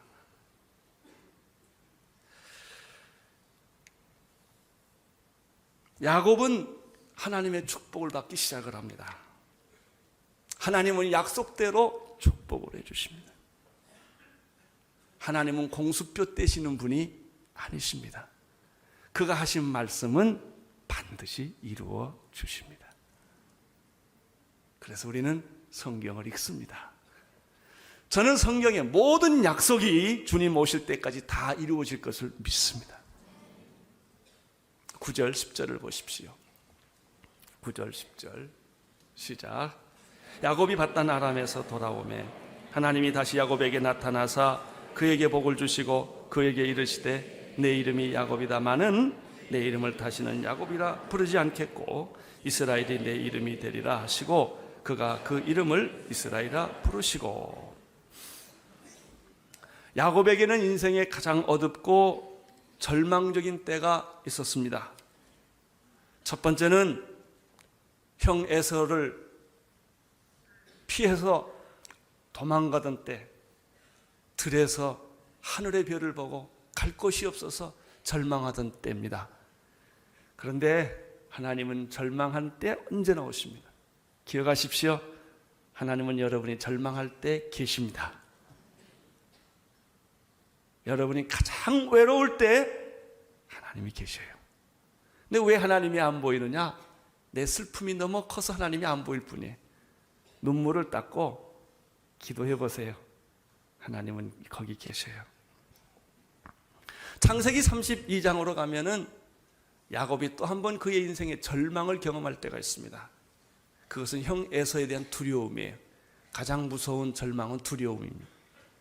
사람을 두려워하거나 환경을 두려워하는 것보다 더 큰 절망이 없어요. 그는 형 에서를 만날 자신감이 없었어요. 뇌물을 보내고 종들을 보내고 소떼를 보내고 양떼를 보내고 그것도 부족해서 부인을 보내고 그것도 부족해서 애들까지 다 보내고 그리고 야곱은 안 갑니다. 그것이 야복강이었습니다. 그날 밤 불안과 처조 속에서 밤을 지새던 야곱에게 하나님이 또 나타나셨습니다. 그리고 야곱과 이 얘기를 합니다. 야곱은 여기서 하나님의 천사를 놓칠 수가 없어서 그를 꼭 붙잡고 씨름하기 시작합니다. 절대 그냥 가지 마십시오. 야곱은 생사를 걸고 하나님의 천사와 싸우는 것입니다. 천사가 말합니다. 날이 새려고 하니 나로 가게 해라. 야곱은 대답합니다. 나를 축복해 주기까지는 절대로 당신을 놓칠 수 없습니다. 이 말 쉽게 하면 나 죽이고 가세요. 그러면 나 죽이고 가세요. 그때 천사가 질문합니다. 내 이름이 뭐냐? 내 이름이 야곱입니다. 그 이름 바꿔 얘기를 합니다. 그 이름 가지고 축복을 받을 수가 없다. 내 이름을 바꾸기 전까지는 너는 축복이 없다. 야곱이라는 말을 쓰지 마라. 그리고 내가 너에게 새 이름을 하나 주겠다. 이스라엘이다. 이런 얘기가 창세기 32장에 나옵니다. 그런데 32장에 나왔던 그 사건, 그래서 야곱은 그 말을 듣고 모든 불안에서 해방을 받습니다. 그런데 오늘 35장에서 하나님은 그 사건을 다시 상기시키십니다. 여기서 여러분 깨닫는 건 뭐 없습니까? 하나님은 말씀하시면 반드시 이루신다. 공수표 한 떼입니다. 하나님은 그냥 무시하지 않습니다. 32장에서 내가 내 이름을 야곱이라 부르지 말라. 내가 너에게 새 이름, 축복의 이름을 주겠다라고 말씀하시고 이제 그 이름을 다시 이 35장에서 오늘 회상시키는 것입니다. 여러분 10절을 보시면 이렇게 기록되어 있습니다. 같이 읽을까요? 시작. 그에게 이르시되 내 이름을 야곱이다마는 내 이름을 다시는 야곱이라 부르지 않겠고 이스라엘이 내 이름이 되리라 하시고 그가 그 이름을 이스라엘이라 부르시고. 자, 여기 벌써 중요한 게 있어요. 하나님이 내 이름이 야곱이 아니라 이스라엘이라고 말씀하셨는데 야곱이 내 이름은 이스라엘입니다 이렇게 말한 게 아니에요. 하나님이 이렇게 말했어요. 내 이름을 야곱이라 부르지 않겠다라고 말한 거는 야곱이 아니고 하나님이라는 거예요. 하나님이 내 이름을 약속대로 내가 이제는 베델의 하나님을 만났기 때문에 내가 믿음의 순종의 단계까지 왔기 때문에 변했기 때문에 이제는 내 이름을 야곱이라 부를 필요가 없다. 그리고 내가 너에게 준 축복의 이름 이스라엘이라는 이름을 불러주겠다라고 하나님이 말씀을 하셨습니다.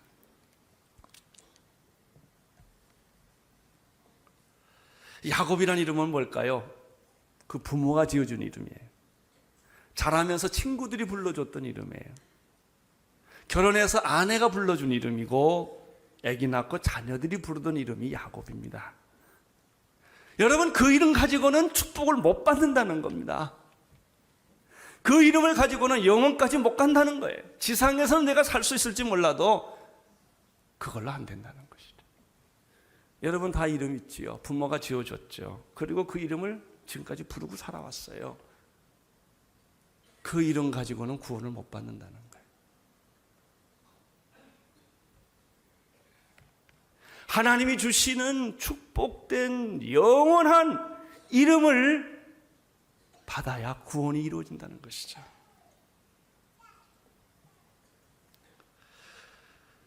하나님이 새 이름을 불러주신다는 뜻은 무엇일까요? 야곱의 옛사람, 과거가 사라졌다는 뜻입니다. 사람이 죽으면 그 순간부터요, 세상의 모든가 관계를 끊습니다. 죽음이라는 것이 관계 단절을 의미합니다. 우리가 옛사람이 죽고 내 과거가 죽어야만 새 사람이 살고 미래가 보이는 것입니다. 우리 신앙생활의 위기는 항상 뭐냐면요, 교회를 덜 나왔거나 열심히 없다는 것이 아니라 내 과거를 끊지 않는 데 문제가 있어요. 10년, 20년 그렇게 교회 다녀봐야 아무 변화가 없습니다. 변화는 내 과거를 단절해야 해요.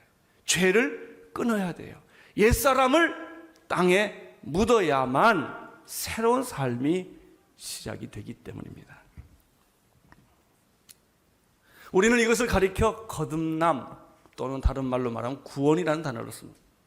참된 구원, 거듭남은 과거의 연속이 아니라 단절입니다. 여러분, 나쁜 포도주가 좋은 포도주 된 게 구원이 아니라 물이 변하여 포도주가 되는 질적인 변화를 의미하지요.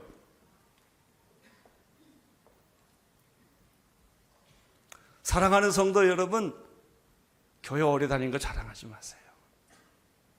오늘 이 시간에 우리가 정말 변하고 하나님의 은혜 가운데 들어가려고 하면 우리의 옛사람이 죽어야 하고 우리 옛 성품이 십자가에 못 박혀야 하고 그리고 상처투성이었던 나의 과거가 단절돼요. 그래야 새로운 미래가 시작이 됩니다. 하나님은 야곱에게 새 이름 이스라엘을 주셨습니다. 그리고 해석까지 해줬어요. 이스라엘이라는 뜻은 내가 하나님과 싸워 이겼다라는 뜻이다 그랬어요. 오해하지 마십시오. 야곱이 하나님을 이긴 게 아니라 하나님께 인정받았다는 뜻입니다. 인정받았다. 이제 하나님의 통치 안에 들어가게 되었다 하는 뜻입니다. 야곱은 천사와 밤새도록 싸우면서도 하나님, 내가 하나님께 인정받지 못하고서는 못 살겠습니다. 이런 뜻입니다. 사람이 살면서 제일 힘든 게 인정받지 못하는 거예요. 자식이 부모한테 인정 못 받으면 비참해집니다. 아내가 남편에게 인정 못 받으면 비참해집니다. 그건 결혼 생활이 그렇게 비참할 수가 없어요. 남편이 아내에게 인정 못 받아도 비참해요. 무엇보다도 죄인이 하나님 앞에 인정 못 받으면 구원이 없습니다. 하나님 인정해 주십시오. 그래서 하나님이 내가 너를 인정한다 라는 얘기가 이스라엘이라는 뜻이에요. 나는 여러분들이 하나님으로부터 인정받은 구원받은 백성인 것을 믿습니다. 다른 사람들을 인정해 주세요. 격려해 주세요. 축복해 주세요. 그것이 다 그대로 내게로 돌아오는 것입니다. 10절 제일 끝부분에 보면 이런 말씀이 있습니다. 그가 한번 같이 읽을까요? 그가 그의 이름을 이스라엘이라 부르시고 라는 말이 나오는데요. 야곱이 스스로 야곱으로 불렀다는 말이 아니죠. 하나님이 야곱이라는 말을 부르지 않겠다고 하신 거예요. 새 이름을 불러주셨습니다. 어떤 사람은요, 부모가 자기한테 지어준 이름이 일제시대 때 지어져가지고 너무 그게 그냥 부르기 창피하고 그래가지고 어렸을 때는 못 바꾸고 이제 나이가 들면 이름을 장명서 가서 바꿔요. 이름 바꾸면 뭐 좀 행운이 올까봐. 왜냐하면 내가 하는 일이 맨날 안 되니까 이름 좀 바꾸면 뭐 잘 될까봐 그래가지고 이름 바꿔요. 이름 바꾼다고 잘 됩니까? 아니에요. 또 예수 믿는 사람도 이름 바꾸더라고요. 무슨 존이니 뭐 좌슈아니 뭐 폴이니 이렇게 크리스천 네임을 좋아서 붙이는데 동기는 참 좋은 것입니다만은 그렇게 내가 이름 바꾼다고 내가 변하나요? 안 그래요. 캐톨릭 사람들은 성인의 이름을 따서 뭐 이름 부르기도 이렇게 해요. 근데 여러분, 이름 바꾸는 건 좋아요. 좋은데 오늘 이 메시지를 찾아야 돼요. 하나님이 이름 바꿔줘야 돼요. 내가 바꾼 건 100번 바꿔봐야 소용없는 짓이요. 하나님이 내 이름이 아브라함이 아니고 아브라함이다. 사레가 아니고 사라다. 사울이 아니고 바울이다. 베드로가 아니고 게바라. 이렇게 예수님이 직접 이름을 고쳐주시는 거예요. 그렇습니다. 예수님은 오늘 우리들에게 여러분의 이름을 고쳐주기를 원하세요. 여러분은 죄인이 아니라 의인이다. 여러분은 마귀 자식이 아니라 천국 백성이요 하나님의 자녀라고 하나님은 신분과 위치와 이름을 바꿔주신 것입니다. 너는 내 아들이야. 너는 천국의 상속자야.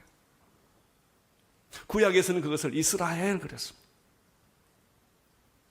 그렇습니다. 우리는 그리스도인으로 부름받은 사람들입니다. 다 이름 바꾼 것을 믿으시기를 바랍니다. 축복도 이미 우리에게 주어진 것을 믿으시기를 바랍니다. 11절, 12절, 13절을 보십시오. 시작. 그에게 이르시되 나는 전능한 하나님이라 생육하고 번성하고 국민과 많은 국민이 내게서 나고 왕들이 내 허리에서 나오리라. 내가 아브람과 이삭에게 준 땅을 내게 주고 내가 내 후손에게 그 땅을 주리라고 하시고 하나님이 그와 말씀하시던 곳에서 그를 떠나 올라가시는지. 나는 내 이름을 야곱이라 부르지 않겠다. 하나님 하시는 말씀이에요. 이제 내 이름을 나는 이스라엘로 부르겠다. 하나님의 축복은 이름에서 시작되었어요. 그래서 하나님의 이름이 참 중요하고요. 예수의 이름이 구원이에요. 누구든지 주의 이름을 부르는 자는 구원을 얻으리라 그랬습니다. 그 하나님이 이렇게 자기를 설명합니다. 내 이름을 바꾸어주고 새 이름을 주고 새 축복을 주고 새 미래를 약속한 나는 어떤 하나님인가. 여기서 세 가지로 이야기합니다. 첫째는 전능한 하나님이다. 우리 하나님은 전능하신 분이십니다. 여러분, 능력 없는 사람이 약속하면 약속은 좋은데 장밋빛 약속인데 능력이 있어야죠. 능력이 있어야 돼요. 하나님은 우리의 구원을 약속하셨지만 그분은 능력의 하나님이십니다. 전능한 하나님이십니다. 불가능이 없다는 얘기요, 부족함이 없다는 이야기입니다. 우리 하나님의 능력은 완전하고 영원하다는 뜻입니다. 우리 하나님은 실수가 없고 후회가 없다는 뜻입니다. 그 하나님을 신뢰하십시오. 믿으십시오. 두 번째, 이렇게 말했습니다. 나는 전능한 하나님이다. 생육하고 번성하라. 하나님은 어떤 분이신가? 우리에게 생육하고 번성하라고 명령하시는 하나님이시다. 말라 죽어라. 이렇게 고민하다가 저주받아라. 이렇게 하시는 분 하나님이 아니라는 것입니다. 사랑하는 성도 여러분, 여러분에게 생육하고 번성하는 축복 있기를 바랍니다. 풍성한 삶이 여러분에게 있게 되기를 바랍니다. 우리 하나님이 이렇게 말했습니다. 너는 생육하고 번성하라. 건강하라. 회복되어라. 축복이 있을지어다. 다 같은 말이에요. 너희 자녀들이 잘 될지어다. 하늘의 별처럼 바다의 모래알처럼 잘 될지어다. 이렇게 축복하시는 분이 하나님이십니다. 나는 여러분들이 야단치는 하나님은 조금만 생각하시고 용서하시는 하나님 더 크게 보이기를 바랍니다. 하나님은 잘못하면 물론 야단은 치세요. 그렇지만 하나님은 용서가 더 크신 분이에요. 사랑이 더 크신 분이십니다. 생육하고 번성하라. 나는 이것이 모든 분야에 다 적용되기를 바랍니다. 여러분의 기업이 다 생육하고 번성하는 축복이 있기를 바랍니다. 나는 여러분의 건강과 가정과 자녀들에게 이런 축복이 있게 되기를 바랍니다. 왜 하나님이 그렇게 말씀하셨어요? 나는 전능한 하나님이라 첫째. 두 번째는 생육하고 번성하라. 세 번째는 하나님은 어떤 분이신가? 국민과 많은 국민이 내게서 나고 왕들이 내 허리에서 나오리라. 내가 아브라함과 이삭에 준 땅을 내게 주고 내가 내 후손에게도 그 땅을 주리라. 이렇게 말씀하신 하나님의 이 말은 무슨 말일까? 약속을 꼭 지키시는 하나님. 여러분, 우리 하나님은 약속을 지키시는 분이십니다. 반드시 지키십니다. 하나님은 약속을 까먹지 않고 공수표떼지 않으시는 분이십니다. 하나님은 아브라함에게 창세기 12장 2절에서 이렇게 말했습니다. 내가 너로 큰 민족을 이루고 내게 복을 주어 내 이름을 창대케 하리니 너는 복의 근원이 될지라. 이 아브라함의 약속의 언약이, 약속하신 그 언약이 이삭에게로 갔고 지금 야곱에게로 갈 차례인데 야곱이 축복받을 만한 그릇이 아니에요. 그래서 야곱이 축복받을 그릇 될 때까지 하나님은 야곱을 흔들고 고난을 주고 역경을 주어서라도 하나님은 축복의 그릇을 만드시고 그 약속을 성취하셨어요. 할렐루야. 이런 논리에서 보면요, 여러분 축복받을 만한 그릇이 아닌데 하나님은 축복은 주셔야 되겠고, 그러니까 할 수 없다 아기도 때리고 다리도 부러뜨리고 배도 째고 뭐 이렇게 해서 축복의 그릇으로 만들어서라도 하나님은 자기 약속을 지키신다. 할렐루야. 우리는 전능한 하나님, 생육하고 번성하라고 축복해 주시는 하나님, 그리고 자기의 약속을 반드시 지키시는 그 하나님을 여기서 만나게 되는 것이죠. 13절을 보십시오. 13절 시작. 하나님이 그와 말씀하시던 곳에서 그를 떠나 올라가시다. 이 부분 가지고 설교하려니까 할 게 없어요. 하나님이 말씀하시고 떠났다. 근데 가만 들어보니까 굉장한 메시지가 이 안에 또 있더라고요. 하나님의 두 가지 속성이 있다는 걸 봅니다. 하나님은 말씀하시기도 하고 침묵하기도 하신다. 하나님은 오시기도 하시고 떠나시기도 하신다. 하나님은 나타나시기도 하시고 은닉하기도 하신다. 그분이 하나님이세요. 우리는 말씀하실 땐 기분이 좋아요. 나와 함께 계실 때는 괜찮아요. 근데 그분이 떠나면 불안하거든요. 여러분, 그러나 안심하십시오. 여기 중요한 하나님의 속성은 무엇입니까? 떠나는 거나 있는 거나 같은 거다. 말씀하시는 거나 침묵하는 것이 같은 거다. 숨어 있는 것이나 드러나는 것이 하나님에게는 같은 것이다. 이것은 동전의 앞과 뒷면과 같은 것이다. 야곱의 말씀을 하셨습니다. 베들로 올라가라 그러셨고 축복을 주셨습니다. 이름을 바꿔주셨고 그리고 약속을 회복시켜 주셨습니다. 그리고 하나님은 그 말씀을 하시고 어떻게 했어요? 떠났어요. 그럼 야곱은 불안할까요? 아니에요. 이제 야곱은 믿음이 생겼거든. 같이 있어도 아멘이요, 떠나도 할렐루야예요. 나는 여러분에게 이런 믿음이 있기를 바랍니다. 하나님은 오시기도 하시고 가시기도 하시고 어떤 때는 말씀하시기도 하시고 어떤 때는 침묵하기도 하시지만은 우리의 마음속에는 그것이 하나로 느껴지기를 바랍니다. 두려움이 없고 죽음에 대한 두려움이 없고 실패에 대한 두려움이 없고 미래에 대한 두려움이 없고 내 마음속에 하나님의 임재가 가득 차고 말씀이 가득 차기 때문에 그 말씀이 나를 사로잡고 내 삶을 이끌어가는 것이죠. 결론은 동행하는 하나님의 임마누엘의 하나님이십니다. 14절을 보십시오. 시작.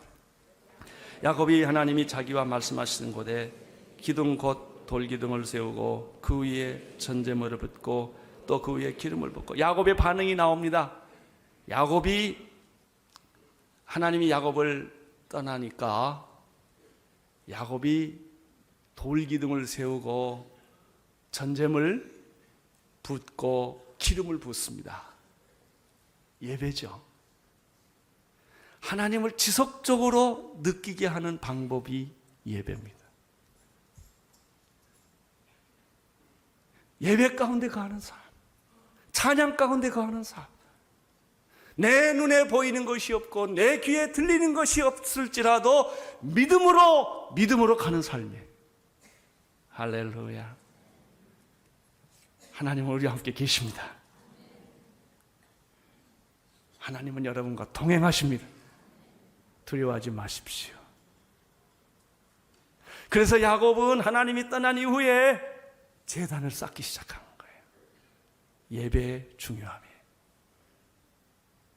나는 여러분의 삶이 예배가 되기를 바라고 여러분이 몸이 하나님이 기뻐하시는 거룩한 산 제물이 되기를 축원합니다. 15절을 보십시오. 시작.